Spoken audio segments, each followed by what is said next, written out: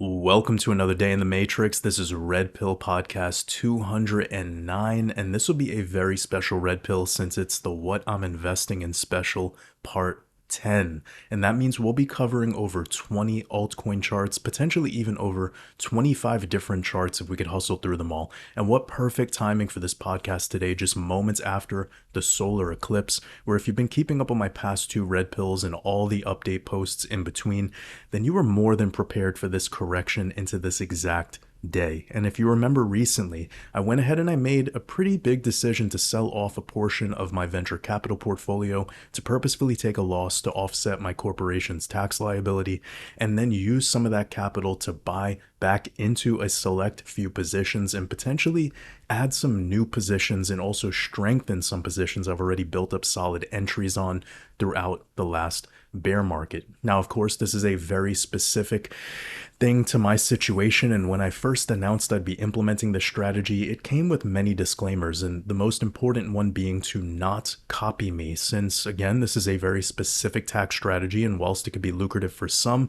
that's not usually the case for most. So for the sake of time, I won't go any further into that since I already sent out multiple updates regarding this a couple weeks ago, but I just wanted to share this more as a reminder since we are doing the What I'm Investing in special today, and for this exact Red Pill podcast, naturally due to the expected market conditions for the end of March, finalizing eclipse season with this partial solar eclipse we just passed through, and as we enter the month of April, which I gave a thorough forecast for in last week's Red Pill, then you'd be aware I'm also expecting the first couple days of April to be downside pressure. But I really want you to listen closely to this because it's a very important gem of wisdom you'll need to keep in mind, and it'll provide you with the specifics. Now, yes, I did just say that we can have downside pressure for the first couple days of April.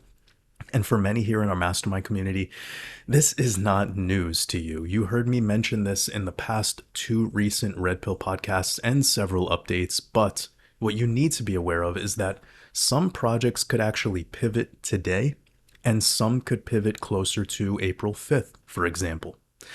And this has everything to do with Bitcoin dominance and the overall energetics of the specific projects you're looking at. Hence why I utilize Gematria in my work, but I won't take up too much time and complicate things. I just want to focus on what we're talking about here. I just wanted to share that important note for you to keep in mind that, for example, Bitcoin could plant a micro bottom into April 1st, while XRP could actually be planting a micro bottom already today, and Ethereum might take until April 4th into April 5th, for instance. And this is essentially how it usually works when it comes to what some would call bottoming structures, as in many cases it's not all happening at the same exact moment, and that's even more evident when Bitcoin dominance is this high, which last time I checked, it was around 62%. And don't be shocked if it hits 63% within the month of April that we'll soon be moving into. So now that we have a solid foundation to build off for today's Red Pill, which trust me, this one's going to be an epic podcast. So definitely take notes throughout this one. And before we get into it, I just wanted to share a quick update and let you all know that enrollment to Waters Above University will be reopening and taking new members very soon. So if you're interested in generating cash flow and creating your own business to have something that's truly yours and embodies what you represent to the fullest, then you could join our waitlist over at watersabove.com/university or watersabove.university. And you could join our waitlist to be notified when enrollment officially opens up. And since you are Patreon supporters of mine here, you'll be getting the one and only discount available for Waters Above University. So when enrollment opens up, you'll be receiving an update that's including your exclusive promo code along with a sample video of what we created during our launch of the university back at the start of the year with our included 9-week accelerator program, which will also be included for those who join our next cohort in a couple weeks.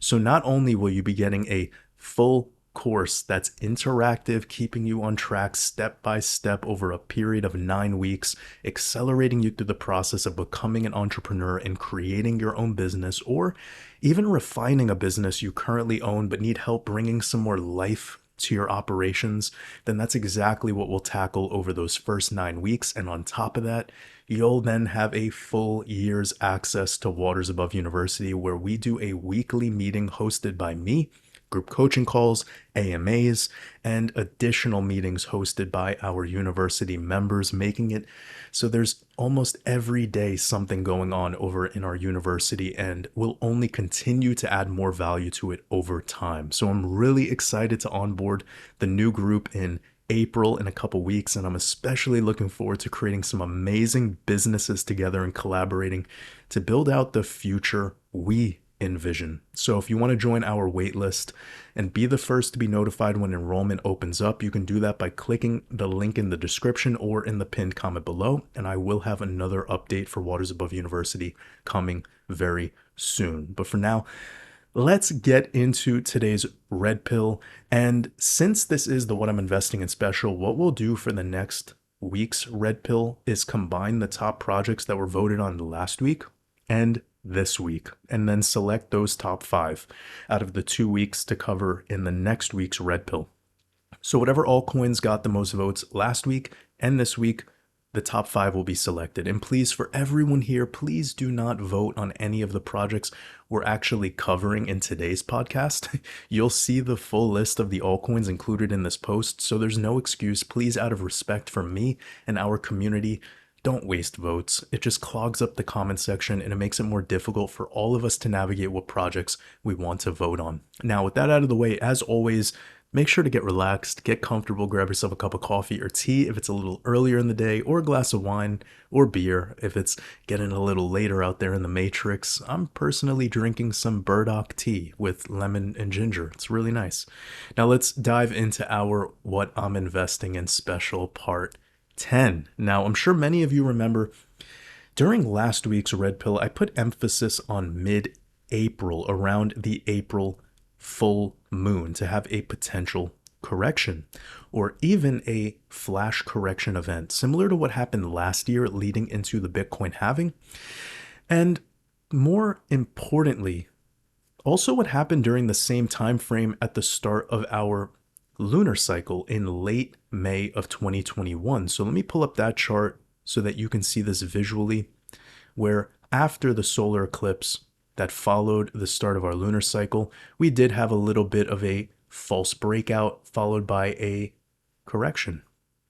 So this is something I did bring up in the last red pill, so it's more just a recap. I do think it's important to bring it up again though, because we're transitioning into the month of April as we speak, and this could be very much how this all plays out in the next 2 weeks. So when we kicked off the lunar cycle back in 2021 in late May, it then followed with a solar eclipse right here, naturally, and then after that solar eclipse, 12 to 16 days later into the full moon of June, we experienced a notable correction. So let me pull up the full moon so you can see for yourself what's going on. And we pretty much had a short-term bottoming structure around then. Now, of course, we did keel over again, but we will address that at a later time because we do need to consider the timing of all things and the fact that we already had kind of an alt season before this correction occurred, and so far we have not. So I can't say with certainty that we'll have this additional drawdown into, like, let's just say the month of May.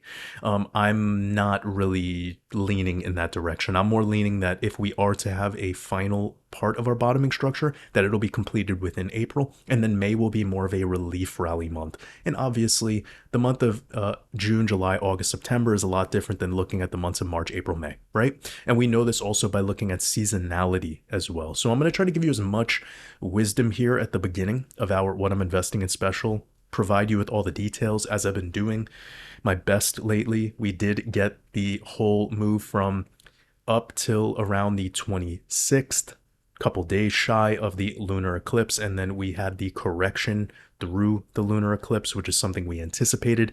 And now we're here moving into market open. Very soon we will have the traditional markets opened. I needed to wait for the weekly close to make this podcast because I just really wanted to have the data and have it all concrete and good to go. So I'm sure Some of you, do appreciate when these come out earlier, but just due to market conditions and the way we're trading lately, I do think it's very important for us to have solid data to be conclusive. And obviously, the most solid data would be when the traditional markets are open, right? Right now, we do have CME open. We can see there is a little bit of a gap to the upside, so that's a good thing. But we'll touch on all of this as we go. So, when we kicked off this lunar cycle around day 11, we did have a pretty harsh drawdown. And then by day 12 through day 16, day 17-ish, we were pivoting. And then we did have a little bit of this structure keeling over. But one other thing that was similar here that we had was Mercury retrograde, which we're dealing with now. So however this turns out, I think we can time it. So just consider that the washout candle was around day 11. And if we were to utilize this exact range of dates from where we are now, so if I zoom in, we all know that we had the the solar eclipse on the 29th. We're going to go over to day 11. That's going to bring you to April 9th. That would just be a couple days after Mercury retrograde. And then if we did 16 days after, that would be April 14th. Note, the full moon in April is on the 13th, so this checks out, and this aligns with what occurred at the start of our last lunar cycle in 2021 I just showed you, and also several of our fractals we've been utilizing throughout all the Red Pill podcasts during March. So although we're absolutely beaten and bruised right now off this recent correction, there's still room for lots of chop. And given the fact that Bitcoin pushed straight through 70K in early November, straight to 90K of last year without really trading within the 80K zone at all. Then, from a technical perspective, having Bitcoin build strength in the 80K zone is actually a very healthy outcome for the chart. I know not everyone wants to hear that, but if you're in this for the right reasons, you do kind of want to have structure. Otherwise, everything is just pump and dumps, which is what we see in a majority of the altcoins. Hence, altcoins are just traders' opportunities, and you can't hodl them, right? And ever since the end of 2021, I think it's proven itself to be the case. Even things like Solana lost 95% of their value. So unless you were buying Solana at extreme low levels, well, we just saw a recent rejection of the prior all-time highs on Solana and dipping back into the prior trading range. It has yet to go into price discovery. And we obviously don't even need to touch on ETH, which has underperformed significantly compared to the last cycle, right? So my point that I'm making here is that we want we want volume being built throughout the process of a horizontal trading range. We want structure. This is always better in the grand scheme of things. So this is something that we did not do back in 2021 regarding this pump back up and then trading within the range, filling out the structure. We actually built almost no structure in the last cycle. As you can see here, when I look to the left, we have the prior all-time high. Let me turn off the moon so that there's no noise clogging things up. We shot straight through everything. We had a bunch of, kind of this toppy mess trading from 10K to 60K zone. And of course, it was pretty much noticeable once it was time for some profit taking that it smashed right back down to the lower ranges with ease because there was no structure being built during that run up. Whilst the recent cycle, if we look at it, well, it's probably the healthiest chart we've seen for Bitcoin in pretty much the history of its chart. And I'd argue that personally. The fact that Bitcoin spent almost 8 months trading on top of the prior cycle's double top before entering price discovery, that's one of the healthiest things this asset could have done. It's one of the healthiest things any asset could do. Now, the tricky part, and this is like the caveat to all of this, is when we're looking at higher time frames. Although Bitcoin is in fact filling out a majority of this 80K zone, you can see we slipped down to 76, we got back to 90, and we have a bunch of trading here around 83 to, let's call it 88. We're filling out the 80K zone nicely, and we did not do that back last year. We do have to admit, we have thin air between here and the prior trading range. It's not much, though. Bitcoin was treating 70K as a resistance for 8 months last year, And then once we got through that resistance, we never actually back tested it as support. You could argue that this was your short-term back test, sure. But now that we've keeled over and we've traded back into the 70K zone momentarily, we do have a little bit, I don't want to call it a gap, but just for the sake of everything, we'll call it a gap between 77 and around 73,500. So yes, of course, Bitcoin did come down to 76K recently into the start of eclipse season, which is great to have it happen with that astrological alignment, but it never had any technical backtests. It's just sort of floating in the middle of the sky, if you know what I mean. And we still have the 73.5K level. That was a rejection point in mid-March last year, and also the final rejection we had into late October before we pumped into price discovery. Now, of course, Bitcoin does not need to retest this level. It doesn't. I'm just bringing it up that if we were to, in fact, have some sort of, quote, random out of nowhere liquidity event, then this is the exact level I'd anticipate being hit, because it's just the layer that we were getting rejected on throughout the entirety of last year. And so far, we could actually be repeating a similar fractal, just like we did in 2023, where we have a little bit more sideways bottoming structure and then another release. This has been pretty much rinse repeat for the entirety of this current bull run, right? So point being made here is that where in the bottoming structure are we? Are we already doing one of these and now we're ready to do one of these, and then we could also have a short-term recovery and get one more shakeout followed by this recovery? Sure. Is it going to be one of these where now we just chop slowly down and then we shoot back up right to retest all-time highs, make another distributional top, and then have another grind before pushing up again? Sure. These are things Bitcoin likes to do. All in all, it doesn't really feel like we're doing this. And we definitely did not do this. We never had this major V-shape, like crisis followed by a kind of sideways and then just boom, where 97% of your gains were done in this one moment. We've just been kind of continuing up, stair-stepping up, and it's been pretty healthy. I mean, I think it's the healthiest it's ever looked. That's my personal opinion, of course. Sorry, I keep just checking my microphone to make sure that it is working because I've had it disconnect in the past. I'm really, my voice is so sore right now, so I'm doing my best to power through this. I just really want to make sure that we do not lose audio. So things are looking pretty good.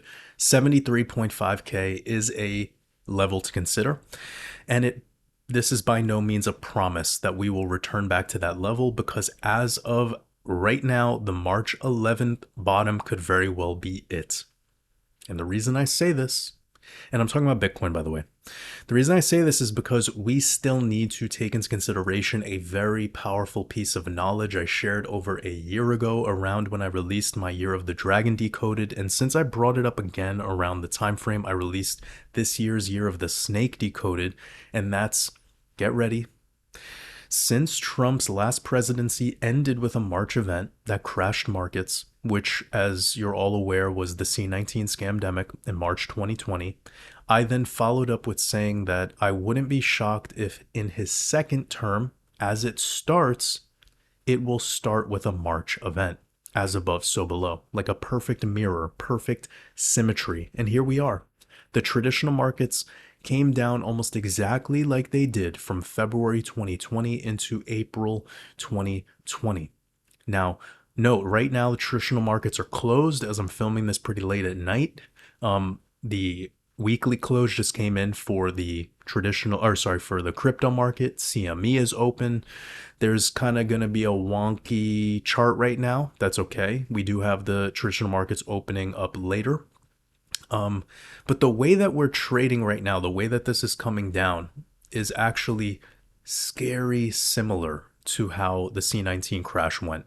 The velocity of the fall, the amount of liquidity that has left markets, etc. And that's not only for the traditional markets, it's actually the same for the crypto market as well. Now, before we get into showing you the C19 fractal back in 2020 and how everything's played out here today, 5 years later, almost exactly to the same date, first let's recap what I told you all to expect for the traditional markets weeks before it happened in real time. So we're here looking at the S&P 500, and that's the rejection before March 28th.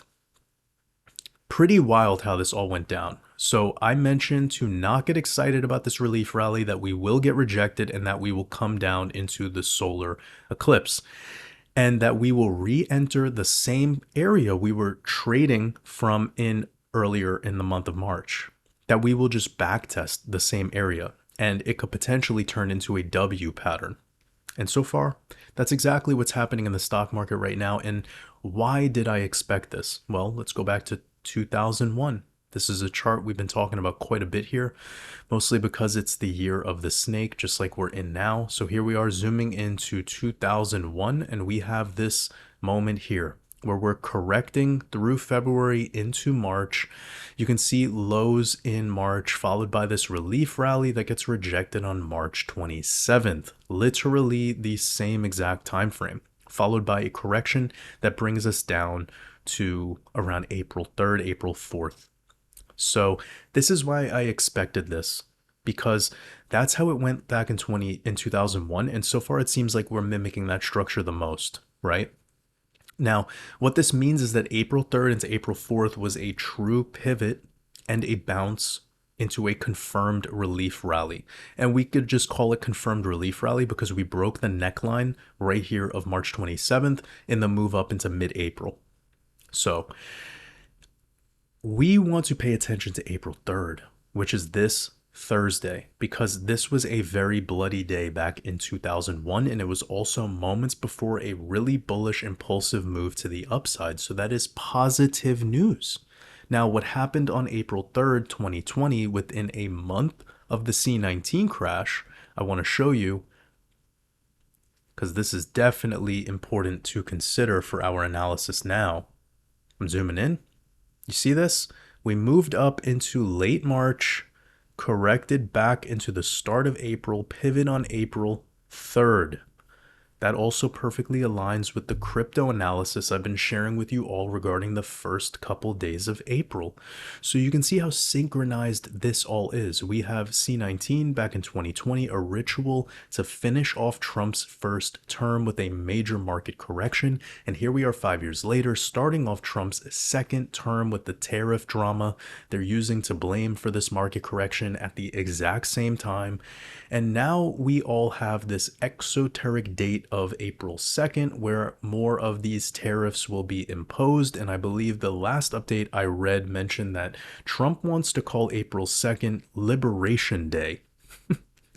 And apparently even his own, this is me saying what I heard, apparently even his own cabinet is unsure of what he'll do on this day. Again, that's all the news they give us to distract us with. But the point being made here is that everyone knows about this date of April 2nd, all right? Everyone knows about it.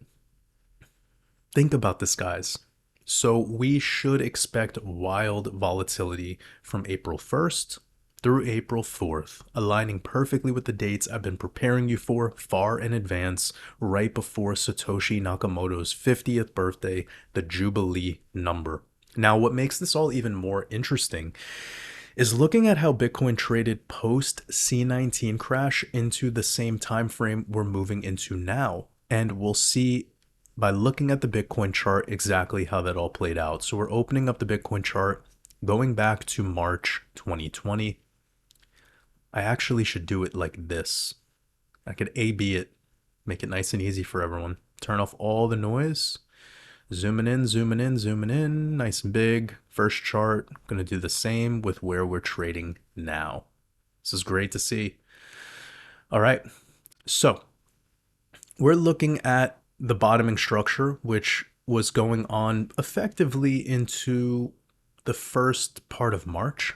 We'll call it before the halfway point of the month, with this major impulse that we get on March 19th.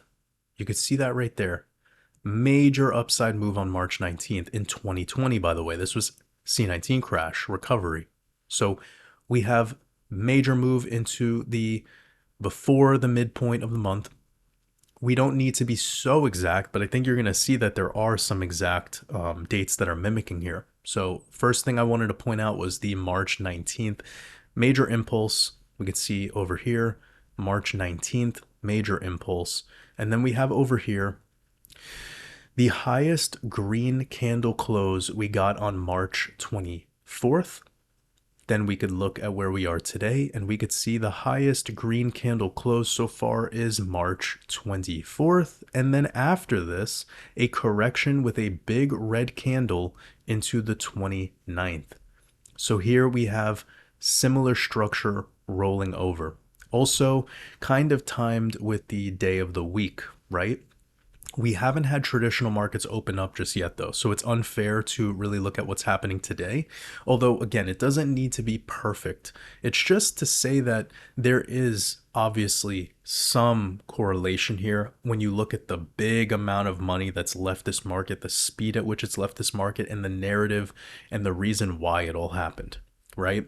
So when there's a big narrative behind it, you have to look back at prior big events where you could see a similar oversold market and kind of compare and contrast and make your educated decisions based off of that. But it came from that esoteric theory that I had of I expected a March event with Trump, no matter what was going on, no matter how positive he talked, right? It's like, remember the you're gonna win so good you won't even know like how it feels to lose anymore, like how it'll be so great to just keep winning. It's like, okay, sure. Well, that's clearly not reality, but hey, whatever people want to believe, right? That's the purpose of politicians. And I'm not going to spend too much more time talking about that. Let's get back to this. We can definitely see that we are now in the process of folding over. This shows we can actually recover from here, maybe over the next 24 hours, around this like 81K level. It could, of course, slip a little lower and mimic the S&P, and we could actually have that double bottom vibe coming in like by April 3rd. That would be sick, because that would mean actually that it would maybe be less likely for us to have a washout into mid-April. I'll touch on that in a moment, but just letting you know about this. We can definitely follow the S&P. We could follow the traditional markets if it wants to be all about that April 2nd event, the tariff talk, you guys know. So point though is that we could actually start the recovery process before like April 3rd and then recover into around April 6th, perhaps April 9th. I actually told you about this last week regarding April 6th through April 9th and how we could have another correction after that. So it'll be coming up here. We could potentially even push a little higher. So there's like a selling off, or they're kind of pricing in this tariff drama, and then we get a actual recovery relief bounce, but we don't like have a full-blown reversal. Maybe we come back into 90, 91, and then we roll over from there. I hope this all makes sense. And the date and the time frame of which I'm looking for is what we just covered earlier with regards to post-Mercury retrograde time frame. Obviously, we've talked a lot about Mercury retrograde lately because of the combo between Mercury retrograde and a lunar cycle starting. It's what happened back in May of 2021 too. So we have evidence of what that could do to the market, which it could bring it down, but also keep it choppy and to the downside. And it doesn't necessarily mean that the show is over. We did see the recovery back in 2021 as well. And because we've yet to see an alt season and we've yet to see a lot of this M2 flood into the market, just yet, that's why there's confidence that we will recover from here. But let's get back to this.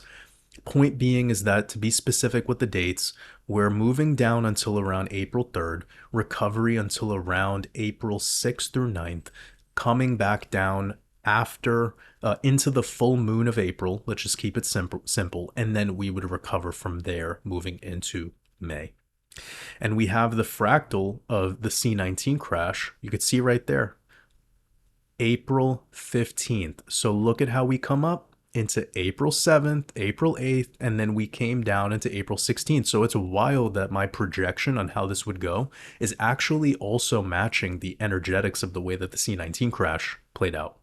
So with this iteration we just explored, it would mean that the optimal buying point would actually be between now and throughout this week. And keep in mind that during the C19 crash, Bitcoin dominance wasn't far off from where we are now.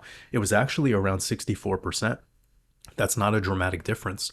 But as you can see, I'm utilizing the exoteric and decoding everything to arrive at the esoteric to make sense of what's likely to unfold next in these markets before it happens.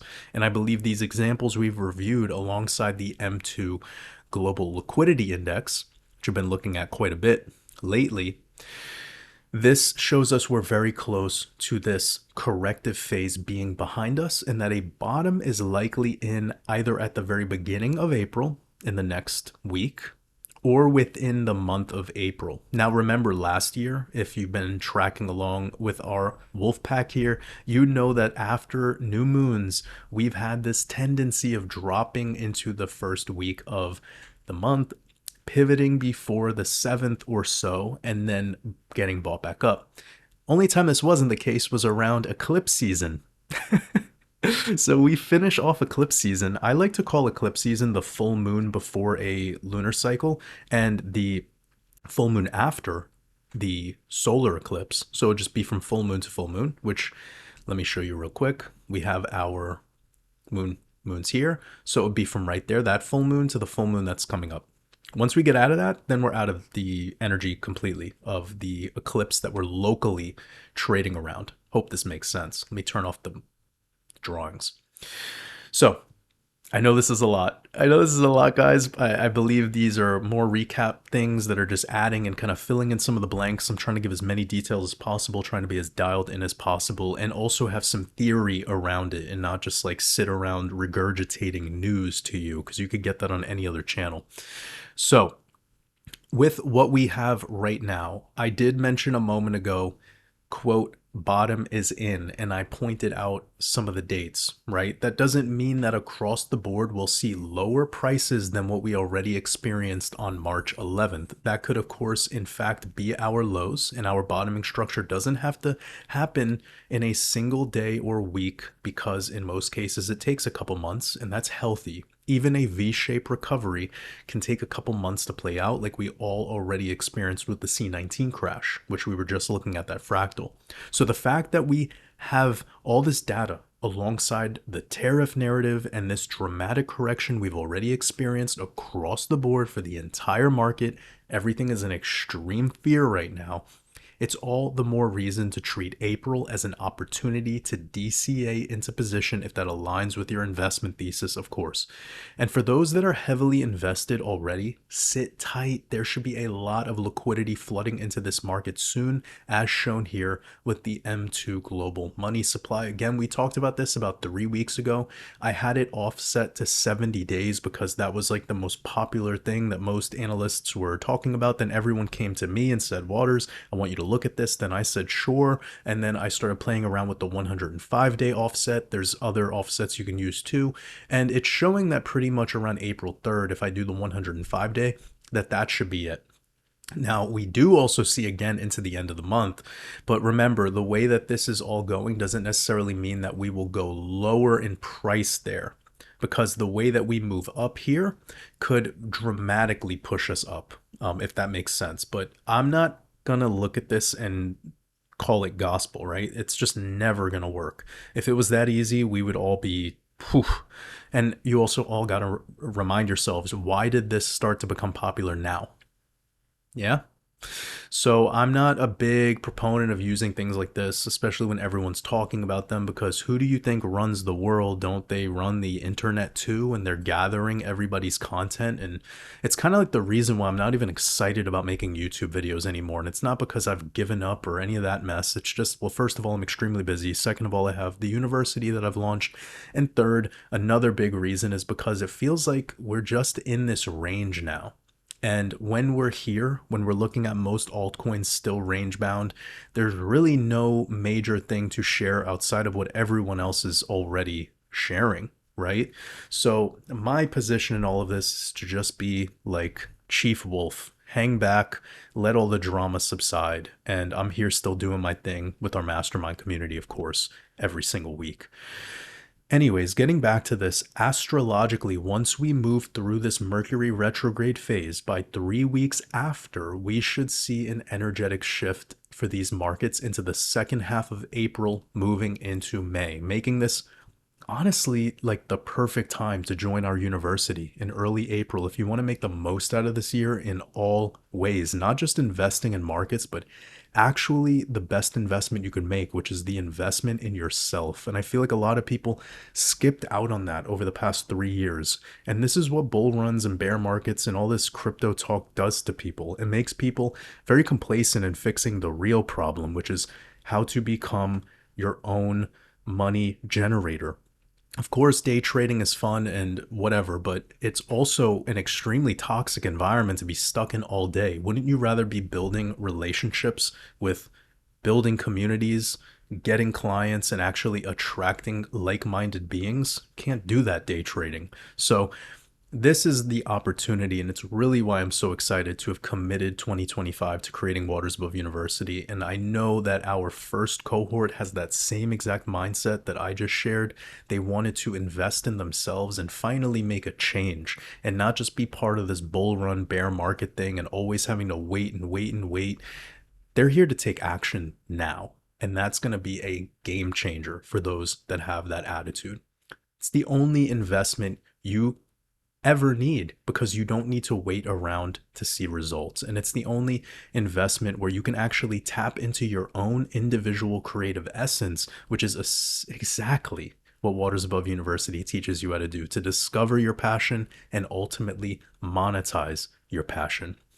Now, since we're thoroughly prepared for this week ahead and we have a lot of charts to cover, let's dive into them, starting with Bitcoin, Ethereum, and XRP to get a broad overview of the crypto market. And then we'll go through my list of altcoins in my portfolio. But before we review Bitcoin's upcoming monthly close, which will be tomorrow, I just wanted to quickly share my current portfolio breakdown, just so you're all aware and caught up since I've made some recent moves. So, we're looking at about 36% XRP. Let me just make sure. Okay, we're good. We're looking at about 36% XRP, 27% Bitcoin, 6% Doge, and 5% ETH, essentially making up 75% or 3/4 of my portfolio, covered with those four positions. And effectively, a little over 1/3 of my entire portfolio is XRP as my biggest position right now, and about 1/4 of my portfolio is Bitcoin, then a little over 10% total allocation between Doge and ETH. And I've said this all throughout last year, and this is not going to be like news to anyone, but I am not bullish on Ethereum. Hence, I stopped adding to my ETH position a while ago, and I even de-risked my ETH position last year, at the start of last year of 2024, to add more ETH, or sorry, I de-risked my ETH position to add more XRP and other VC plays. So that actually turned out to be the right move in my opinion. And we could see right now with the charts, that's very much true. And I didn't feel like adding any more ETH to my portfolio moving forward either. So don't expect that from me unless we move into an absolute bear market in the future. Maybe I'll reassess, but for now, I don't really care about holding Ethereum. I'd rather just have more Bitcoin. And it's not like one is better than the other kind of thing. It's just that's my outlook, right? And this probably doesn't come as a surprise to any of you regarding ETH. So with that 75% covered in those top four plays, the other 1/4 of my portfolio is venture capital, with my largest of those positions only being a 2.5% allocation. So as always, I consider a VC play anything smaller than 5% allocation. And I personally like to keep them between 2 to 3% and up to 5% max. And depending on the amount of projects you hold, this 2 to 3% allocation seems to be the sweet spot where if it goes to zero, you'd not get completely wrecked. Of course, I'm talking about the individual project at 2% allocation. And at the same time, these are the types of plays that can make 500% moves, sometimes on several occasions throughout a single year. So these are very volatile plays with lots of upside potential, but still incredibly risky. And this is why I keep them to around 2% of my overall portfolio to maintain a solid position overall. That simultaneously has some protection coming from my larger positions that I have more conviction in, and of course, more of a long-term outlook on. And we'll be covering all of those positions now, starting with the Bitcoin macro analysis, since we do in fact have a 3-month candle close coming in tomorrow night. But I hope you guys appreciate that thorough update regarding my portfolio. Again, of course, things are always subject to change. We're in a market that is very nascent, it's very new, it's very volatile, and it's very much giving us a different flavor this cycle comparatively to the last. Maybe not necessarily for Bitcoin. Bitcoin so far seems to be tracking more in the style of the 2017 cycle. Also, I think Doge is too. So I'll cover that in a moment. Also, it seems XRP is too, but ETH isn't. And obviously, we didn't have Solana back then. A lot of new projects have entered the space since the 2020 crash.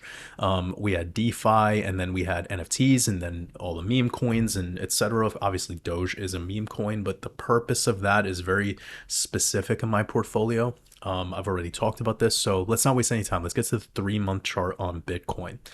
So we can see this candle that we're getting right now, unless we were to absolutely sink to Hades and get below 61K, we're pretty much just stable.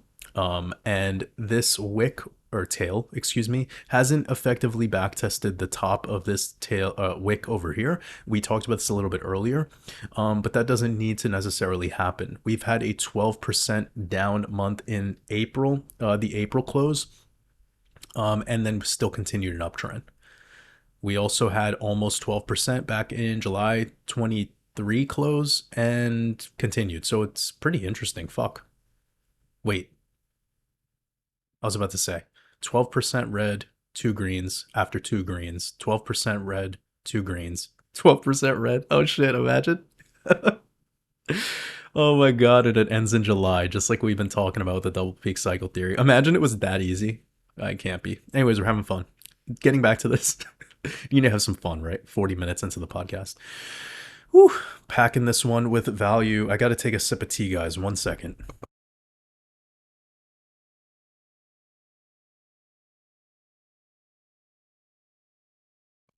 All right, making sure we're mic'd. Good, good, good, good. All right. Also, I just want to share some gratitude.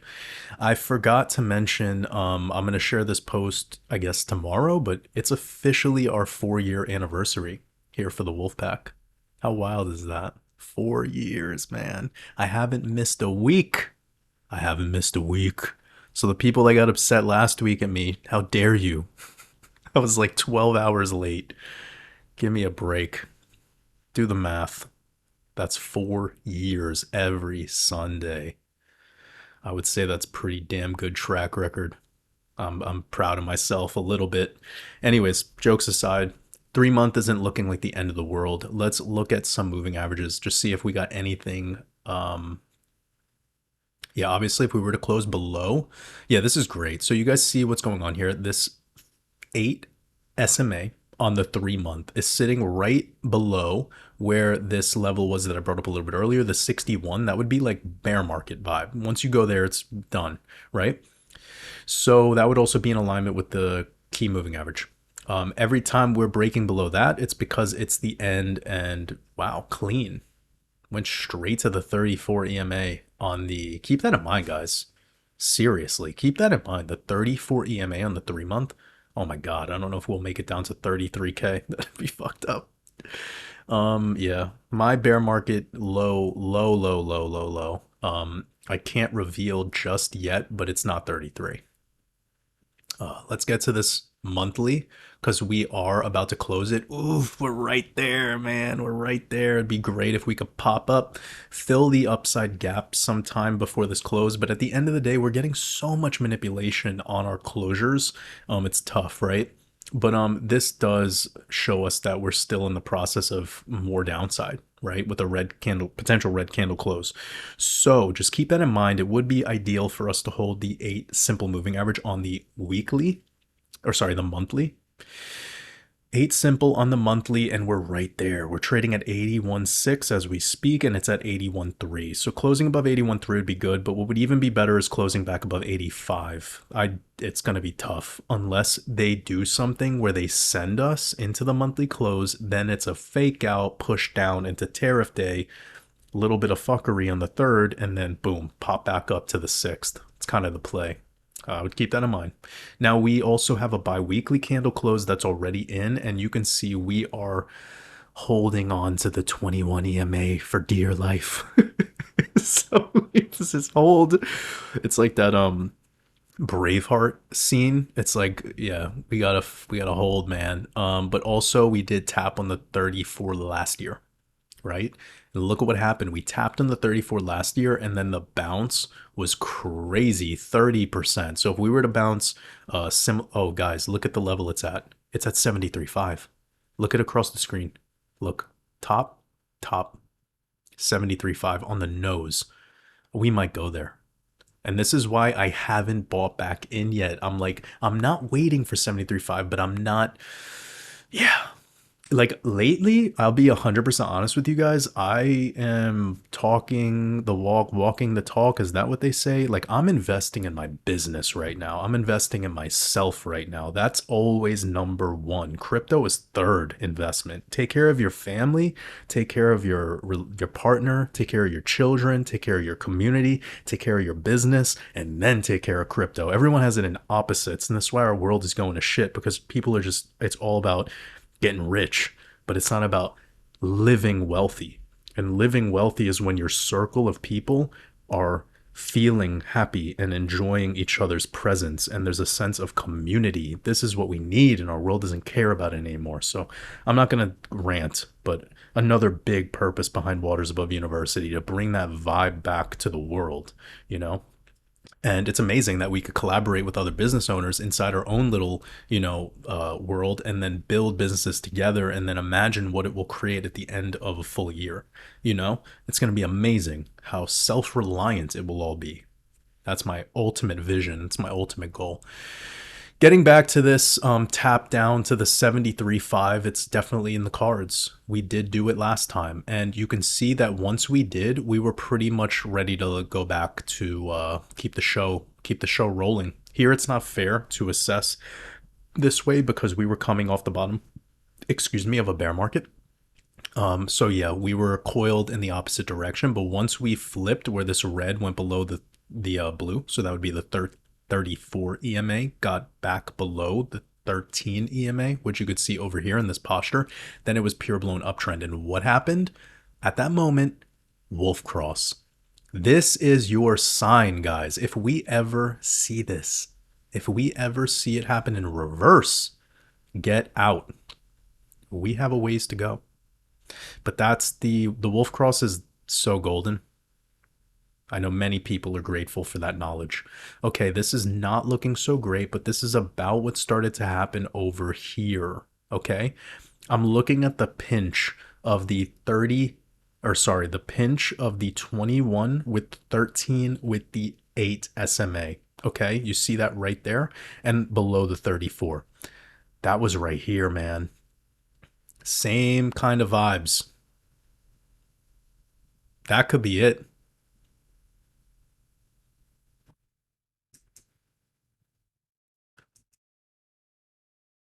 This could be it. Yeah, it could literally be next week. This is wild to watch. How we could actually be mimicking a lot of the energetics of the same fractals. And the fact that we got within the 55 SMA is why I feel like we could have already bottomed. And what we're doing right now is we're just in the process of like a short-term double bottom, like a micro W pattern. See what I mean? Come down one more time and then pop. All right, I don't want to spend too much time on this. You guys are already Bitcoined out. You know so much about this goddamn coin. You guys are legends now. We're getting rejected off the 34 quite a bit. I sense that this is something we'll leave for a mid-week update, but let's look at the CME so you can see for yourself the gap that we formed, which should, in fact, there it is. Boom. And I gave you guys the call for the gap to be filled around the solar eclipse, and it happened. So I would be paying attention to this for sure. Let me turn this off, hide this. Sunday, bloody Sunday, yeah? 1 second, let me look. Yes. Alrighty, there we are. We got that nice juicy gap of about $1,000. Okay, that shit will get filled for sure. Now we're trading on the outside of this trend line. Sorry for this really loud noise. We've been holding this trend line for the majority of the time. This would not shock me if it's filled during this week, but we got to watch out for any fake outs. But we were holding this parallel channel nicely until we broke through it. Now we're definitely getting some weakness, but we do have multiple daily closes below us. And these daily closes that are coming in below us are actually not just one or two. We have almost a week of grinding with these very large institutional candles coming in from the Chicago Mercantile Exchange, and that doesn't bother me too much. We have a lot built out here. So yeah, we have strength on these at this 80K low. Very good to see. Now, we do have the relief rally levels of around 95. We're ways away from there. We have to get through the bottoming structure first, and then I think it will all be clear skies ahead. We filled the major gap that we needed to fill recently, and you can see even on daily closes for the most part, but we've swiped through it probably 80% over here, almost got filled fully there, and then for sure fully filled back testing the daily close over here on the 8th of April or November. This looks clean. I'll leave it at that. We have a gap to the upside, so don't be shocked if we get a little bit of buyback or if we're just going to chop here into tariff day, fill out the 80K flat level, and then bounce. ETH, it's going to be quick, because there's really not much to say besides the fact that we are mimicking this fractal that I showed you. All right. So we had over here the start of our lunar cycle, major flash crash where it's like a, blow off top. Then we come back up, then keel over into this W. Well, it feels very much like what we're dealing with today, where we had major flash. You see that shit? That's crazy. Then we come back up. Let me zoom out and try to show you. Major flash, come back up to that range, come back up to that range, and then sink down, come back up again. Doesn't need to be the same amounts. And then we went right back. And guys, it's the same fucking level. It's the same level we were trading at over here. And look at what ETH did after it was done with this pattern. 161%. So yeah, I'm not trying to be Nostradamus here, but that could really be it. Like ETH cycle just ends in a fucking double top that everyone hates, or we get what we are hoping for, which is a true alt season. I mean, it would shock me to not have alt price discovery for ETH. It would shock me because I don't think it's completely dead, and institutions are even interested in it. I think top governments are interested in it. So I think we're just in a period right now where it's all about getting people bored with ETH. And the reason I'm like not full blown interested in ETH is because the only reason I would add it to my portfolio is maybe to play more venture capital stuff, or maybe to leverage trade, or the last reason would be like to put in my crypto SEP IRA.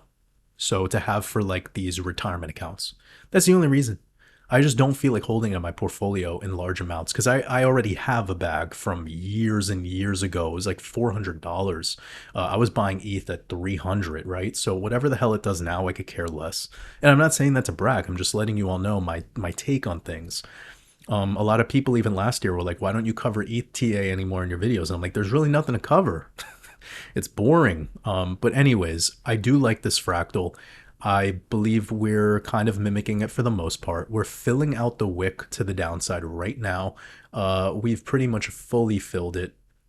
Just give it some time. It could roll over one more. It doesn't need to be perfect, but I like how it comes down into the mid-April timeframe. It could even be something more like this.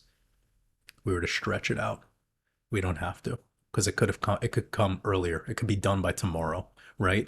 But I did give you guys that little kind of like breakdown of the forecast, how we could have like Bitcoin bottoming tomorrow. We could have had XRP already bottom yesterday. We could have ETH bottom in 3 days, right? And then whatever's associated with those projects, same thing for Solana. It'll just match the energy, right? I hope this all makes sense, guys. It's just looking at everything like it's in its own bundle. It's in its own little world. All right, so we're going to skip through this. Not too much to review right now. Just obviously we have a $2,080 ETH. Once we break through that, we will confirm we're moving into a relief rally. Until then, we're just backtesting the lows. Let's get to XRP. I think another quick update is needed for this because there's not a whole lot going on in this story. We've been holding the $2 range like a champion. Remember, I've told you all how I feel about anything going on with the SEC Ripple case. I do not give a single shit. It's irrelevant to me. I've I hate to say I told you so, but it's again like one of those. I wish I listened to how serious Waters was being when he told us that the SEC Ripple case being completed or being halfway through or any big wins during it, it's irrelevant for price. What makes the price on this thing go up is when Daddy Bitcoin breaks higher. When Daddy Bitcoin is down, this thing will actually, I have to admit, it is way stronger than I think most people thought it would be in the grand scheme of things. So, this is why I've had so much XRP in my portfolio. I'm not dumb. It's just I don't build my entire investment thesis off of my theories about the Ripple SEC case. It was to avoid that at all costs and just accumulate XRP when it's very oversold. And then look at what Bitcoin's doing, look at what Bitcoin dominance is doing, and look at what Tether dominance is doing. That's how I've stayed ahead this whole time. I do not care what, how many tweets a day David Schwartz does. It's irrelevant. This is all noise. All right. Far as I'm concerned, it's just about the energetics of the market. And this is why this update here on XRP is probably the best update you could possibly get, because it's just raw. It's truth. It's letting you know exactly how it is. Okay. And the price action is clear because what was the date this event hit? Well, here, and look at what we're trading today. This is what we did back in every update for the SEC case back last year, the year before that, the year before that, the year before that, right? So just stay calm, stay composed. Don't let this exoteric bullshit get in the way of your investment thesis. Follow the money, okay? And there's a lot of money that's about to step in. It's obviously going to go into Bitcoin first, and then Bitcoin's going to rise, and then it's going to send XRP to $4 and higher. So I'm sticking to my higher targets for XRP. We did amazing in alt season last year in the month of April specifically, but that doesn't necessarily mean that's how we're gonna go about it this time around. But we did just straight line breakout from all of April. I don't think that's the case here. Very tough to time with this particular project, even though there is some astrological things that we could touch on. Generally, April is a very important month for XRP. It's just we will need some change of character across the board to confirm that we're ready to make a move up. For now, I actually love that we're holding this horizontal trading range. The only thing that I'm not so stoked about with regards to this XRP price at this time is that we've been touching these lows a little too much. It's time to go up. It's time to start building strength between 250, let's call it 260. So you guys have heard my overall analysis stays the same. We need 260 XRP. Trade up here, and then it will feel a little more secure. The more we keep retesting support, the more dangerous it becomes. But I am not selling my XRP right now. I feel kind of like, it's funny they call themselves the XRP army, but I really feel like with my investment thesis, it's like with my big plays, I feel like I signed up for a war. I either die or I win and I get more land. Like I really am probably more a warrior than most of these guys who call themselves part of the XRP army, because how many of them panic sold last year or the year before that because they didn't want to listen to the truth about what Bitcoin does is really what makes this price go up. And there's still people who deny that to this day. And even with the recent event, they'll still be in denial of that, but it's clear. Now, I do know some people are probably pointing out like a really ugly head and shoulders here, but pattern trading XRP is not the way. This thing just does BART heads over and over again. So if there's any clear pattern here, it would be the BART head. Other than that, trying to trade inverse head and shoulders, this and that, it's not, I would not recommend it. I would look for when it's oversold. So right now on the daily, we're pretty much around 38. Let's see on like the 8 hour. We're low. 12 hour, we're there. Yeah, we're dipping into oversold quite a bit. on all of these, and they're all buying opportunities thus far. So I'm not going to get too deep into the weeds on the XRP play. In general, we all know that if Bitcoin keels over and returns back to the lows of March, that this will too. Difference is though, is that we can actually fill out this wick if Bitcoin dominance continues to go up. So just keep that in mind. And that's not a bad thing. That could actually be my opportunity to buy more, to buy more. Let's go to XLM, and now we're going to get through our list of altcoins.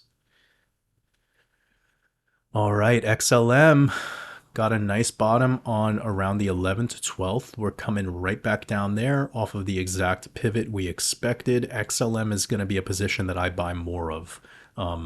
Yeah, you heard it. I want more XLM. And I'm glad that I waited for a 50 something, almost 60% mid-cycle correction to do it.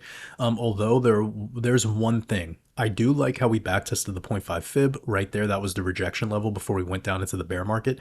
But we do kind of have thin air between this 0.5 fib and the 382. It's clear here. We did not spend any time from 2023 to 2020 to today trading between around 17 cents to 25 cents.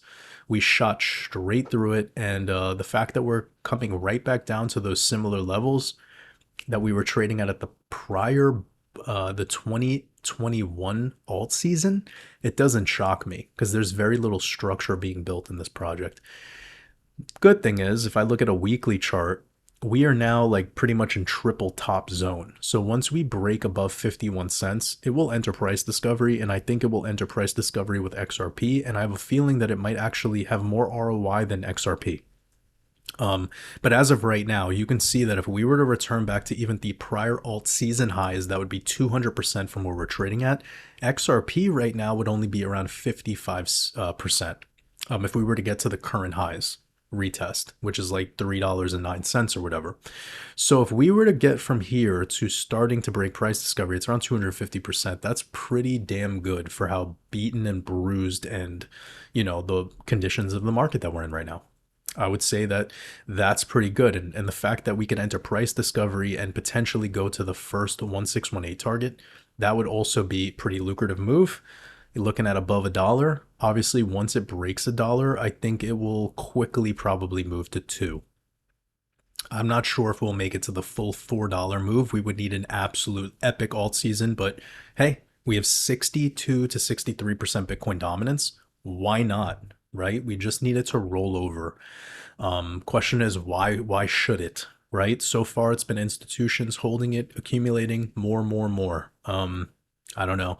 Maybe the sacrifice of Saint Michael Sailor will create the event. Who knows? Who knows? I like having fun with the theories, though. So looking pretty good. I do want to buy a little bit more XLM. I don't feel bad buying it around this 24, 25 cent level. It's effectively almost there. Let's see how the next couple days play out. And then obviously potentially mid-April, if we were to have Bitcoin do that move that we've talked about post Mercury retrograde dump, that would be another opportunity to accumulate a little more. And I'm feeling good about this project. The way it broke out was silly. We don't want this. We want a nice breakout. This is even better. This is silly. This was like literally 3 weeks and it went straight to the 60 cent level. That's not sustainable. And by the way, it did that with very little spillover from Bitcoin dominance. So just keep that in mind, that we can do that move from 10 cents to 60 cents with barely any new money entering the market, just rollover and people speculating with leverage trading. It's amazing. So wrap up this, move on to XDC. This is one that I do not think that I'll be adding any more to because I'm in a very good position with it and it feels pretty good. I think if I was to turn off everything right here, you'll see that I do believe we're in this fractal. Okay, so we have obviously a little bit shorter of a cycle in general, but with this rise up, the way that it came down here and then had the higher pump, I think was this. And now we're in the process of this. Question is, we could come up into, let's just say May, June, get a rejection back in the same month, and then have the final impulse into like August, maybe September. Now, before we go deeper in that, I just want to put this out there. Is there anyone in our community that believes in a clean 4-year cycle? I brought it up in my last red pill, I believe. Do any of you believe in a clean 4-year cycle? Do you believe that we will go up and hit a new all-time high for Bitcoin in November of 2025? Please let me know your thoughts. Is the play here like the tariff thing is to like destabilize everything really rapidly and like pull the like, you know, rip the band-aid off, and then we just have a healthy recovery in the economy throughout the year with like maybe another 30% pullback for the crypto market after we go up again? Is that the play here? You know, I think there's something to that. And I'm not one to entertain that just because I haven't seen it yet. I haven't seen Bitcoin make a new all-time high without entering a full bear market after the second lunar eclipse of a lunar cycle. But two things. One, we have Satoshi's Jubilee. And two, if you look at 2026's eclipses, we're starting 26 with a total solar, with an annular solar eclipse. Now, this could potentially be the shortest lunar cycle ever. We had a shorter one in 2019. Some of you might remember when Bitcoin bottomed into like really early 2019, like late 2018. It just had a straight line like ramp that it broke out in. Let me quickly show you this. So we have Bitcoin all-time high, start of the bear market. We broke down hardcore, bottomed at the end of 2018, and then look at this fucking recovery. Well, the solar cycle started right here. So through the final eclipses, we just had this J curve. I'm not saying we're going to have the same type of crash. It seems that Bitcoin is having smaller corrections now, as expected. But this is crazy to think.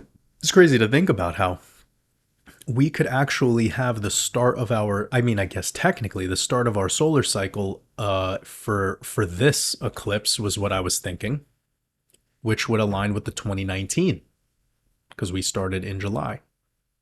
Right there, 2019.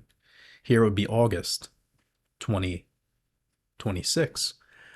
Because after that, we would have a partial lunar eclipse and no more full eclipses, no full lunar eclipses till I think 2028 at the start of 2029 right here. So guys, this is like, are we just in the weirdest year of all time in 2025? I think so. Year of the snake. Crazy. So I don't want to take up too much of your time, but I thought sharing that would be valuable. Just want to know, does anyone here think we are going to have a clean 4-year cycle? What are your thoughts? Or do we follow and track more what I was thinking, which is like alts topping after Bitcoin tops sometime July, August, September, and then something epic in October? You know what I mean? Like a typical October classic crash. That's kind of my thoughts. But of course, we need the market up more to have more crash. We've already had quite a bit of a correction across the board. So I don't want to spend too much time on XDC, but I do feel like we're in this process of repeating a similar fractal. Could very well be. Or we're in this process where it's like we did this jagged move over here, popped up, and then it's a double top, and then come back down. This could be the September move. And you know, it'd be funny if we were to have a full 4-year cycle, then that would be the kind of thing you would need, right? You would need a massive liquidity shakeout before going up in a straight line. That's what happened with the C19 crash. I'm sure many of you remember.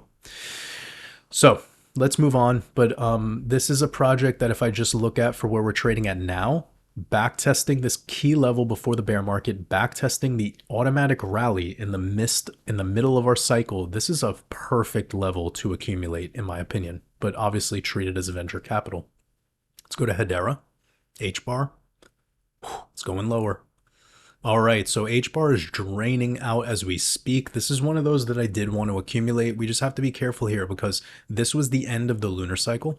We actually did go, or sorry, the end of the solar cycle, we actually did go higher into September 2021 after this dramatic drawdown. Now, the fact that if you look at where my cursor is on the right side of the screen, we've retested that same exact level, and now we're correcting in pretty much a similar fashion, and we're back at the lows of that same area. So will that be the case here, where instead of us topping in like this way in September, we're now moving up into July, where it's like an as above, so below sort of effect. But we're draining out pretty much back to the same levels after the same exact style of breakout, the straight line. Are we close to the bottom? I would say it's very much in the cards. Let's look at RSI on H bar. I bet 3-day RSI is like some of the lowest we've seen since, or maybe there's not enough data, unfortunately. Sorry about that. Yeah, it's pretty fucking low. 30, 34. 12 hours probably shot. Yeah, we could definitely push a little lower, but that would take time. So the way that this is trading right now, the way that it's just chopping, chopping, chopping, and it's going down lower is a sign that this is not really slowing down until we get to the zero point 0.5 fib, which was the last level. We had a little bit of action before pushing up. So this could go to 14 cents, bottom around there. And that was the level that we got rejected at over here before we came down to our lows again. So keep that in mind. That could definitely be fulfilled within the month of April. Very weak. I wasn't expecting this. I was expecting it to be a little bit more like the XLM chart, but it's definitely showing weakness. We're on Algorand. Oof, Algo right back to the lows. We're right around the 236 fib, but started breaking lower. So we do need to look for this level here at around 15 cents. It's effectively retraced everything that it gained on this move up. This is not a position that I hold a lot of. I think I accumulated it back in the last bear market.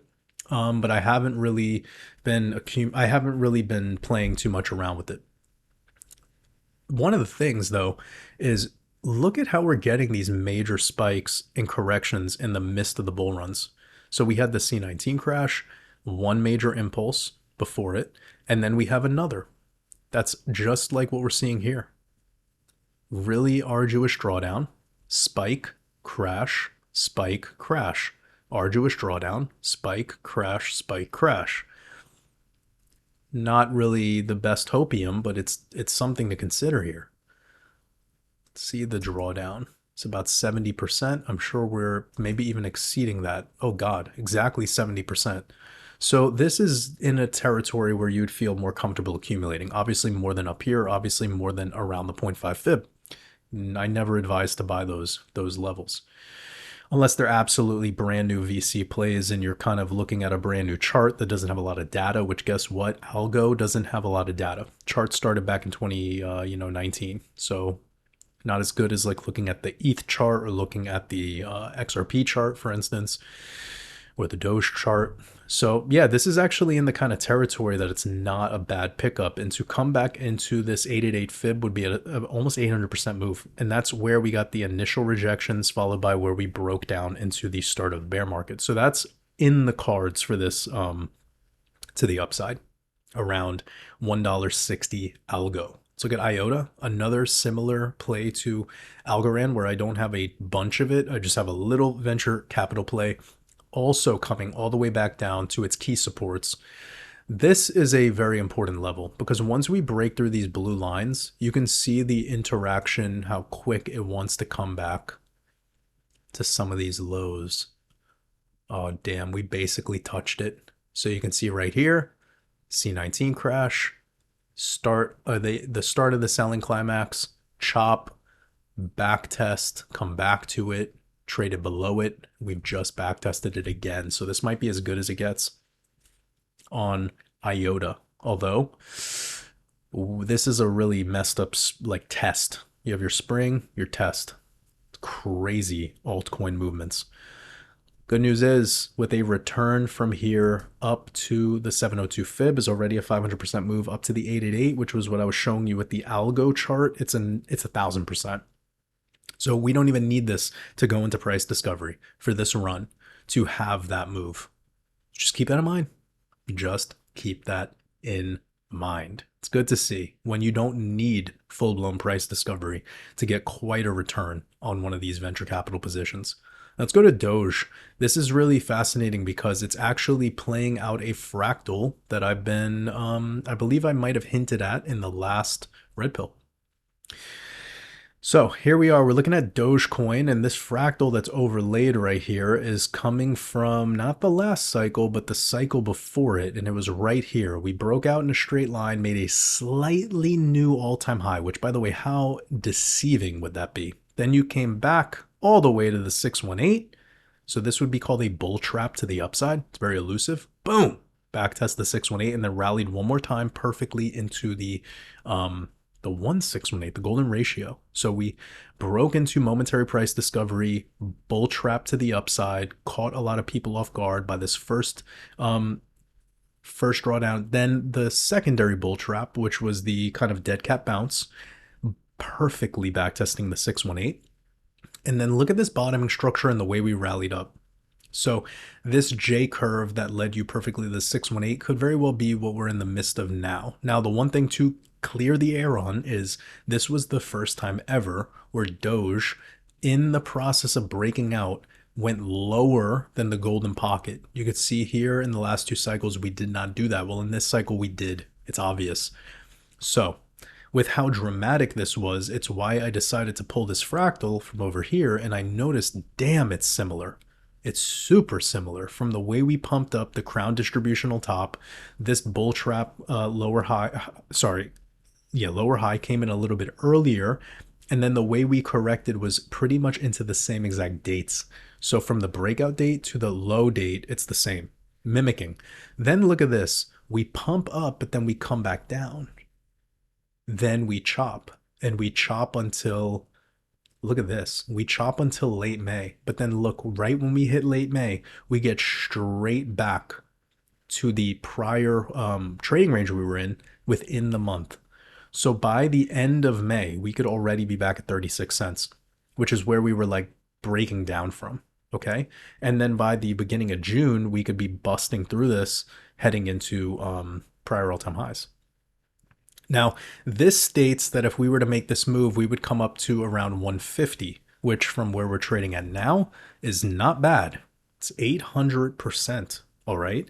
So the full move to $4, which is what I was anticipating for a full alt season, which we're hopeful that we get, that full move would be obviously much more lucrative. We're talking about a 2000% move to take your profits a little bit shy of $4. That'd be amazing, right? On a very high market cap play. And it's obviously in the cards when you are talking about the trillions and trillions and trillions that are set to enter this market. Obviously, big caps don't have as much ROI opportunity, but we can remind ourselves of what we saw in the last cycle, which was not only did it hit the 1618, but after a short-term correction, it pumped even higher. This cycle, we only hit the 1618. So the second cycle with a higher market cap, we did even better. Craziness.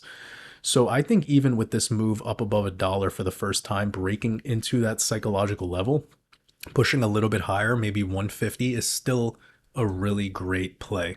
Talking 800%. So every play we've looked at so far is effectively in that like 800% territory minimum for the next major impulse up. And that would also be in alignment with what we've been seeing for our rejections, like here. Rejection, rejection, and then one more move. It's kind of like a broadening megaphone pattern. I think it's like the Jesse Livermore pattern I talked about when I created my crypto mastermind course like 5 years ago. So this broadening megaphone, perhaps some of you can see it if I turn off everything. So you see, it's just broadening kind of like that. And the final breakout should actually be past the two tests. So you have an upside test, downside test, upside test, downside test. This is where you should break through it. So obviously in stocks, it's going to be a lot different, but generally still a pattern to consider. So Doge is actually a little bit of a buy right now. I see it sunk down a little bit into this close. But yeah, effectively anything around 17 cents is pretty damn good. Let's move on to Solana. Another play that I don't really care to add to. It's in my... yeah, I think I added it to my crypto SEP IRA, so it's not like even in my personal portfolio. It's only on the business side of things on enterprise exchanges. We're now back though at a very important level. We've slightly broken all-time highs. I like the fact that we came back to the top of the golden pocket. That does not look bad. That looks very, very nice, actually. Though, when we zoom out, we can see this major trend line is massively important. We came back to it pretty much here in December 2020 before launch, came back to it at the end of our bear market, spent some time here, multiple tests. So already here, you would have confirmed this a macro trend line. Well, boom, it hit one more time before launch. So it tells you about the significance of it.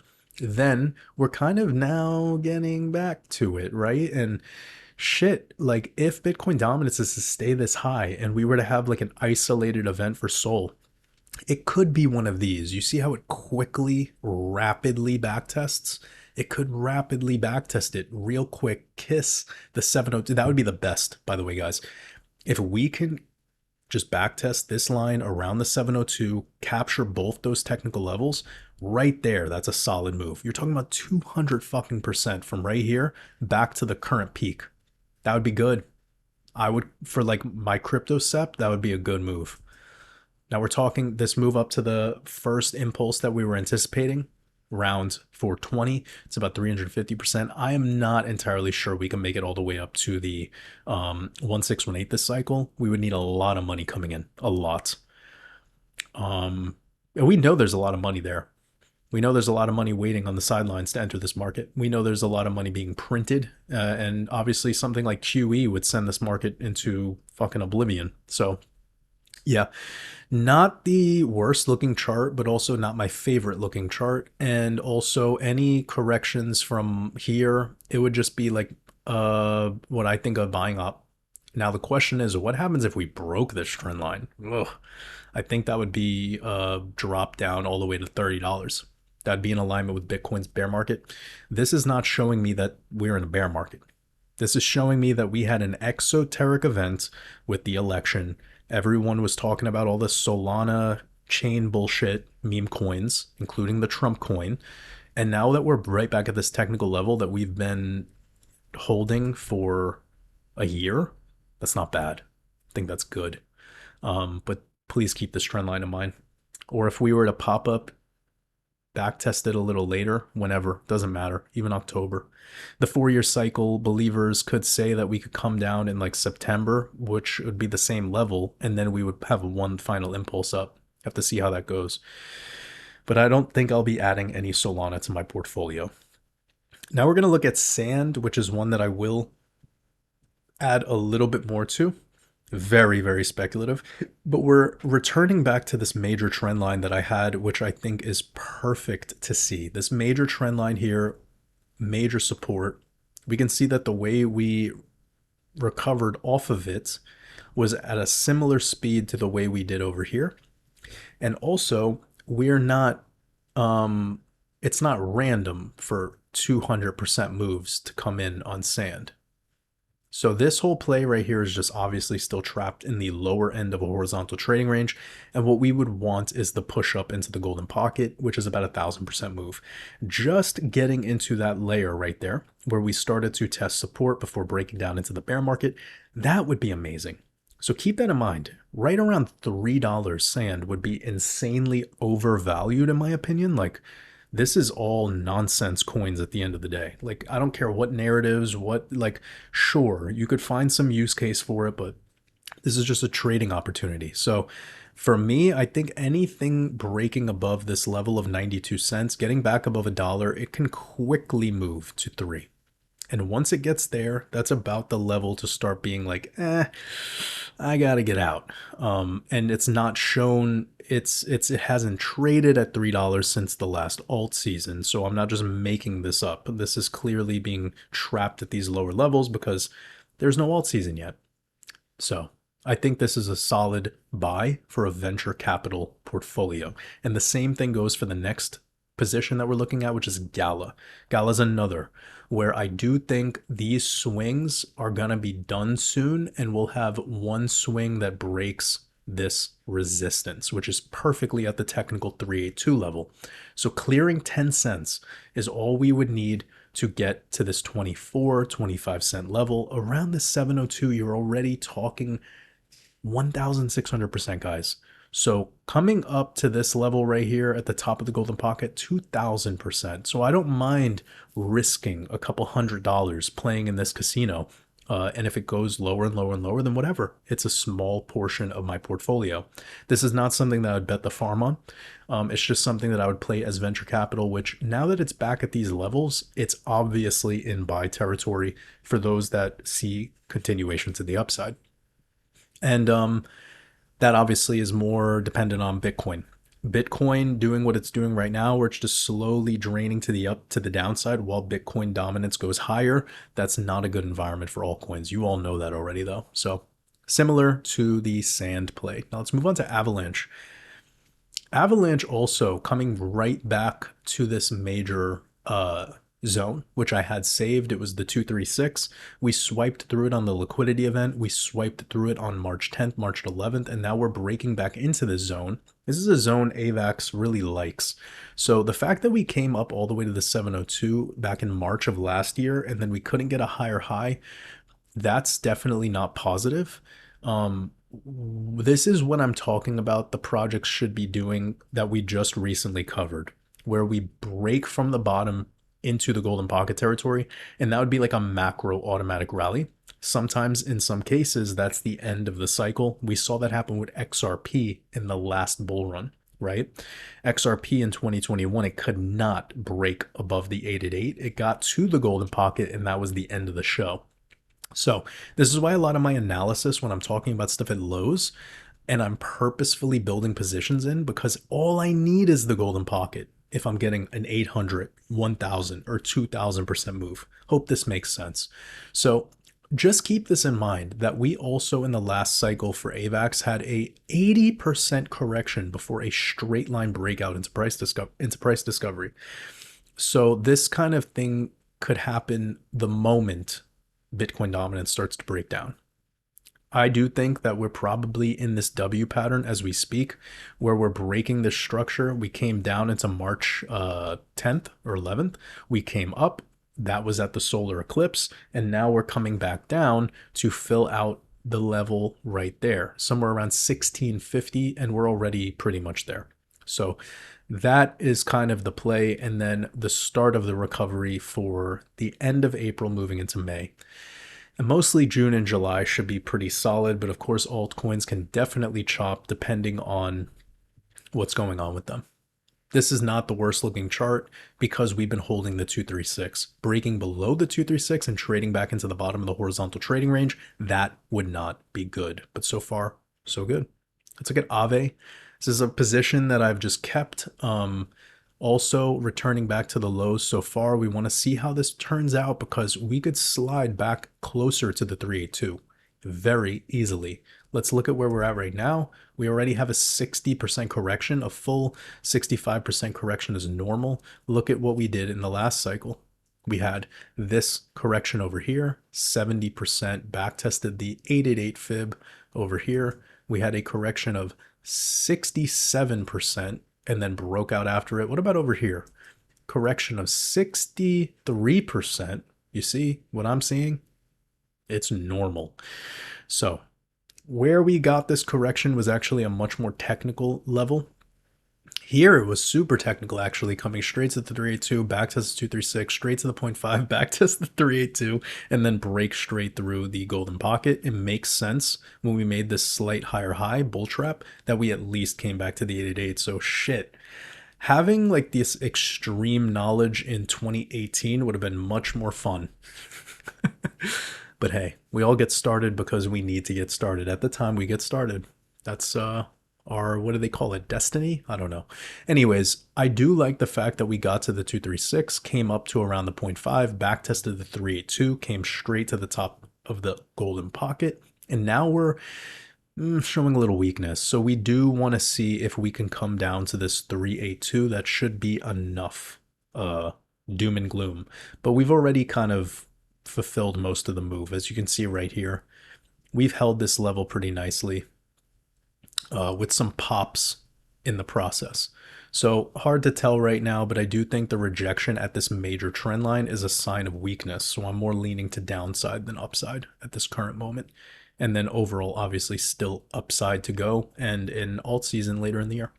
Let's look at Chainlink. This should be fast because I don't have a whole lot to update on Link, but it is coming back to a really important trend line. So we've had the horizontal trading range back here that we were tracking in the last bear market. If you were part of our community, you knew all about this.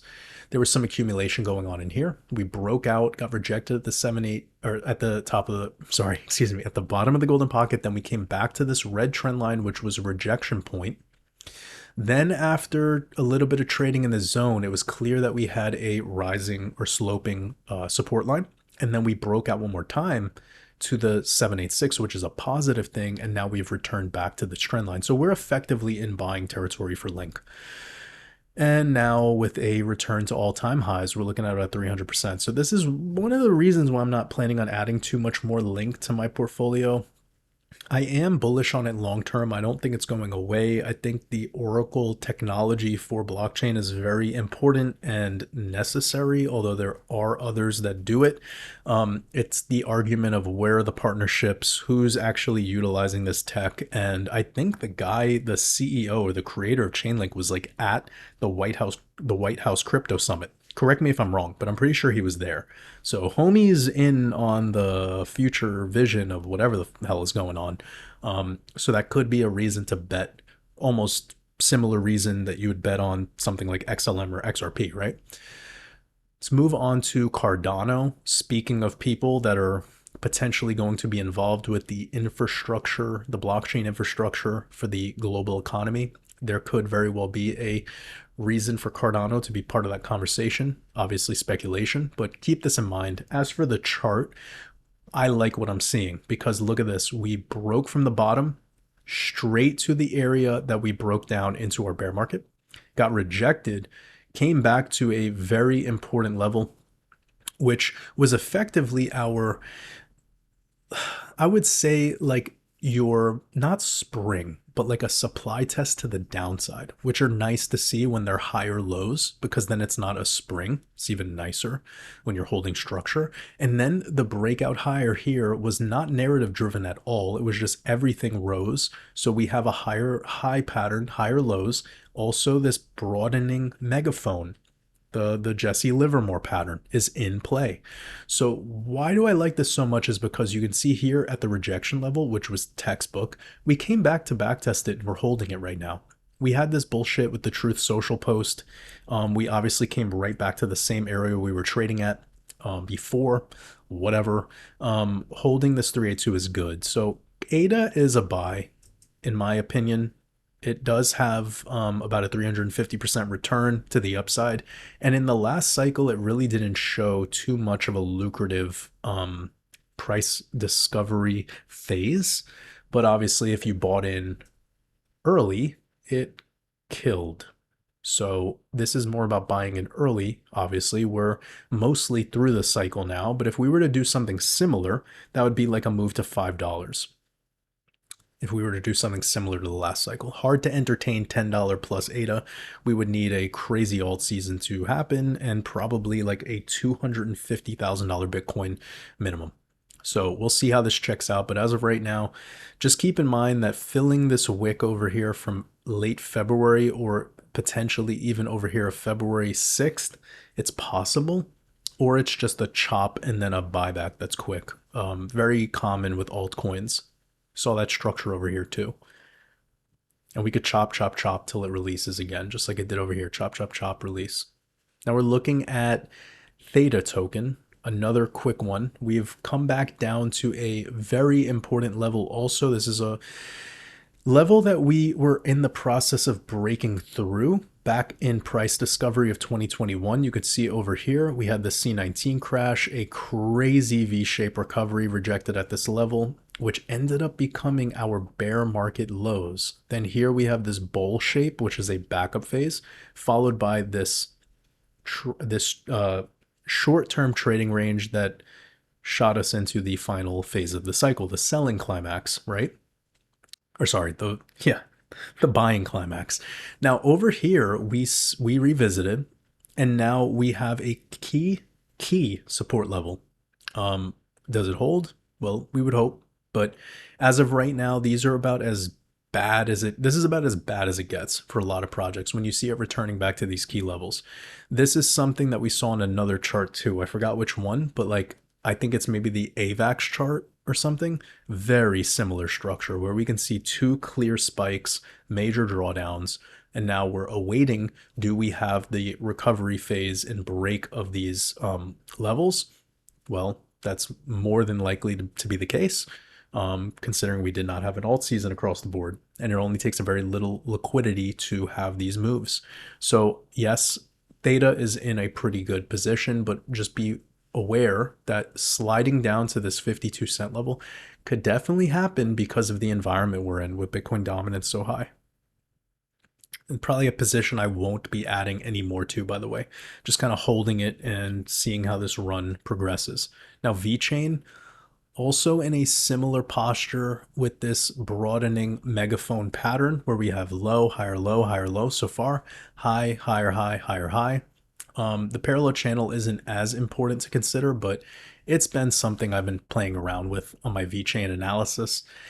Here we can see that we had our backup phase right there, and this was the top of your SOS. And where we came back to the bear market was effectively in the middle of this pattern. Now we're holding this level, and look at how this was the exact level that we broke out from to go up about 1,100%.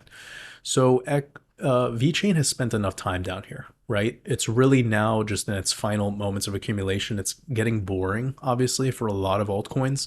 A lot of people are like, when alt season? So that's what this market is designed to do to you. It's designed to make you very euphoric. Then they pull you out, rug pulls, and then new narratives come that are positive. And then they put all the money that they're planning on putting into the market anyways in, and then they get you to FOMO after it's already gone up 200%, and then rinse repeat, right? So the key level that I'm looking for right here with VeChain is about 0.86. If we could break it to 9 cents, I think we're going to retest this 20-cent zone rapidly. It's kind of the way this project moved in the last cycle too. So we're looking at from here an almost 800% move in alignment with a lot of the other plays that we were talking about today. So keep that in mind. And then really quickly, we have VTHOR token. This is a project that also, like, if you were to have 2% of your portfolio on VeChain, you can maybe put 0.5% in VTHO. Just have a little bit of this governance token for the ROI potential. So from where we are now, trading back to the prior highs, it's about 1,000%. Also, this right here was very manipulated because it was added to an exchange, brand new exchange, and they just had a ton of volume surge. But the fact that we're back at this exact level is actually good. So we can see it was the prior peak before this backup phase. This project is known to have 80% corrections in the midst. Look at that. In the midst of a cycle. It's already had an 80% correction. So this is like buy territory. Question is, does it do this little dip lower? Well, here it did it late. Here it did it early. Here we're now kind of, what's the next move for these very speculative plays? You have to DCA. If you do not have confidence and you are this person that always wants to buy the perfect bottom, cut that attitude out. That's not the way to be. Just DCA into position. You know, this is something that, like, you throw $200-300 in just for fun. Or if you're a really big holder, you're not even caring about bottoms or any of that. So just play it cautiously, and maybe this is not the best project to invest in unless you've done some research and you actually know what's going on here. But generally, I'm bullish on VeChain. And the global world order of it all too. It's kind of like the blockchain bet on China in some ways. Now we have Atom, Cosmos. This is one that I will also not be adding any to, not really super interested, but the fact that we came back into the same territory of our last horizontal trading range before we went into the alt season of 2021, that's a good thing to see. Although what we don't like is the fact that it's still trading lower. So once I saw this come in, I said, not worth it. It's just a very weak chart. Got about 1,000 or 900% to the upside. You can see this area we chopped in over here for quite some time after also about a almost 60% correction. We've already had that. So this is kind of normal vibes for a project like this. I'm just not going to be putting any more money in it. One thing to say though is there's a very clean resistance level somewhere around 14 to 15, 14, 15, and we couldn't even retest that recently. So that's another reason why I'm not really caring to add too much to this. And maybe moving forward, I won't even do red pills covering this, unless it is projects that I'm interested in adding to. That would help like save time, you know? Okay, we have Filecoin.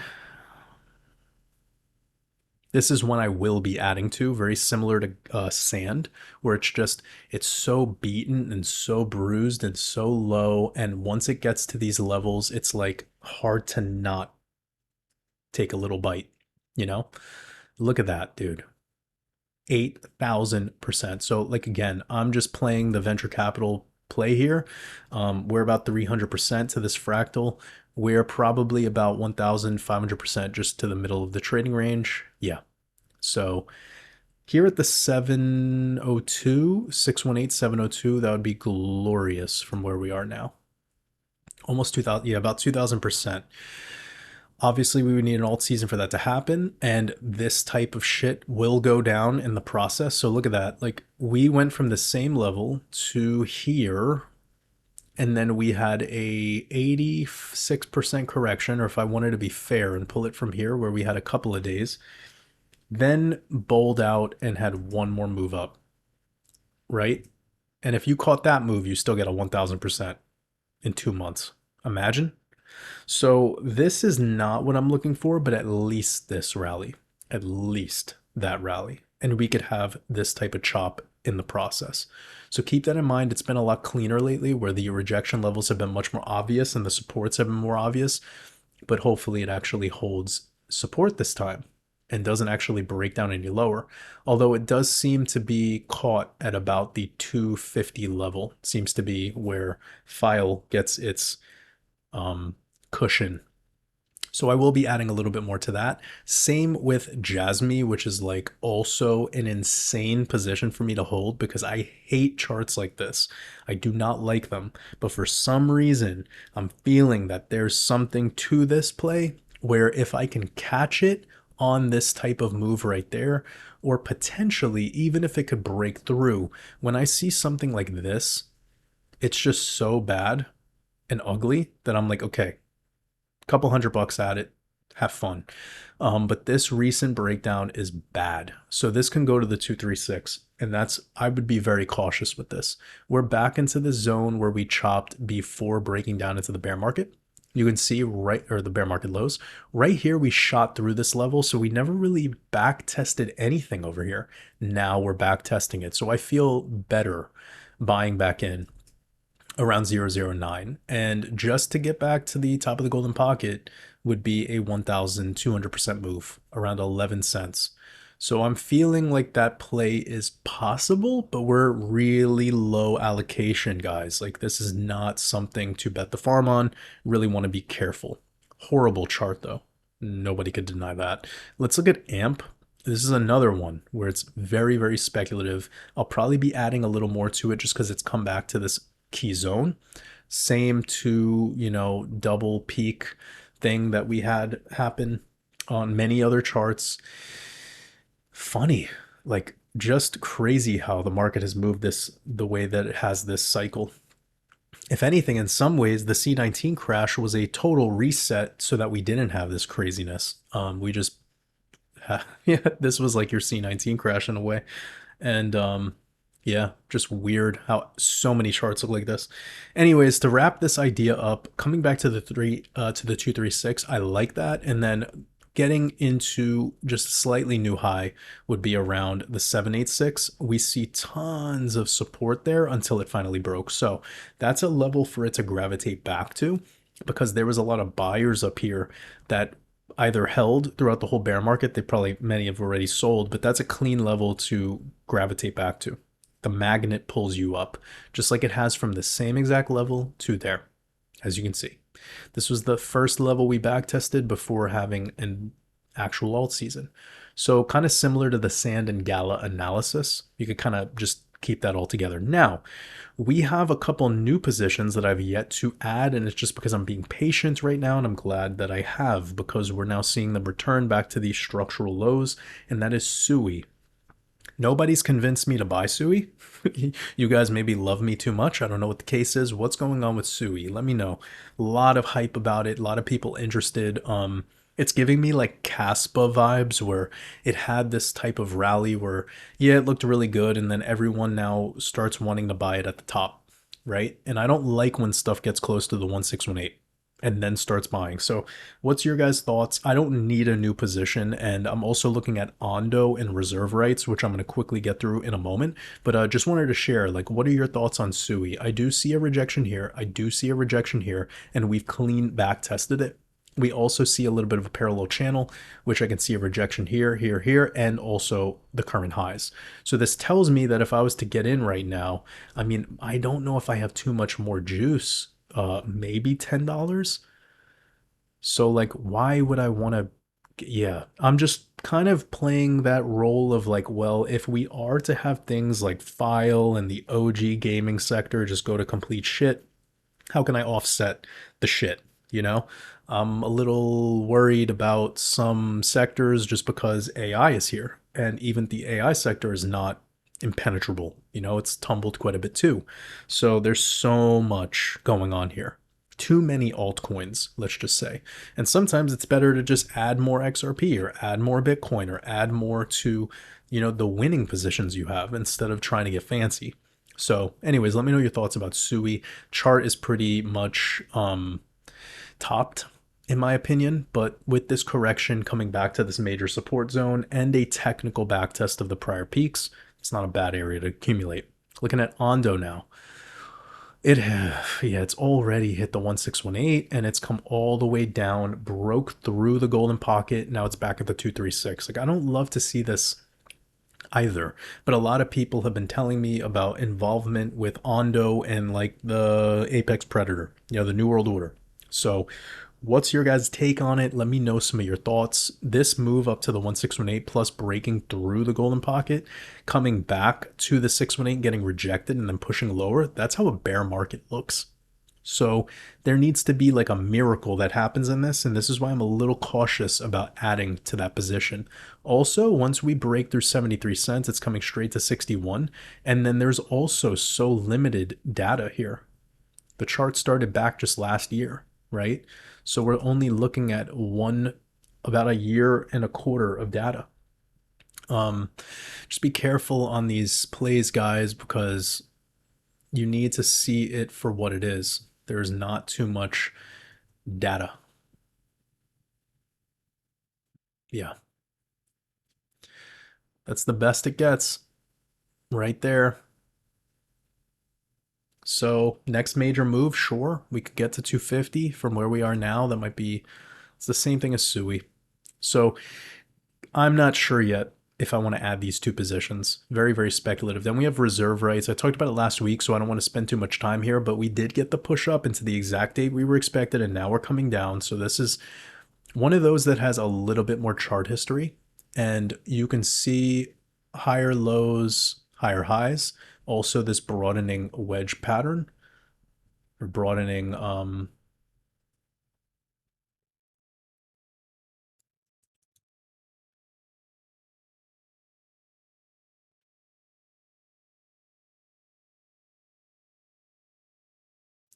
so a little bit of a channel, rising channel. Where we can go with this on the spikes is obviously higher and very short-lived. So into even the end of the year, that's showing you around 4 cents. And from where we are now with reserve, right, that's a big move actually. Yeah, so that's about 500% to make it to 4. And that's also in alignment with the top of the golden pocket. So not sure how much more upside potential this has. And it's more like a safer, I think, play comparatively to some of the things that we were looking at, like Gala and Sand and Amp, stuff that's beaten and bruised, doesn't have much chart structure, but this is a little bit older, has a little bit more to work with, also made it through the last alt season, also hasn't fully recovered through into the highs of the last alt season, so there's still some room to go, and it's still near accumulation territory. I do like the clean backtest on the 236. So I'll leave it at that. That's still kind of a buy opportunity too. What a podcast, Mamma Mia. So in the next red pill, I actually want to review the stock market fully, the Dow, S&P, and NASDAQ, since we'll have that quarterly close across the board. And I also want to look at the dollar, the DXY, and gold. Maybe check out silver and then recap everything else that's went down over this past week. You know, big, very important week. We got this What I'm Investing in special out perfectly on time. You might see me making a couple of buys throughout the week, potentially depending on market conditions. Of course, I will be DCAing into position with the idea that there is a potential move, maybe sometime mid-April.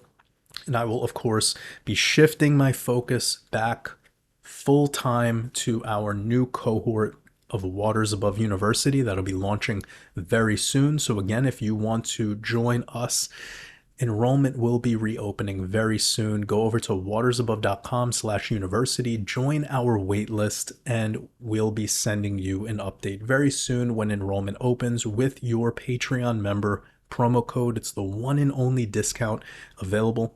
And I am so excited to have this new cohort join us, have some more people on board, get to know our current members. There's so many amazing things that are going on over there, so many amazing people building with us over there, and I'm really looking forward to having you join us.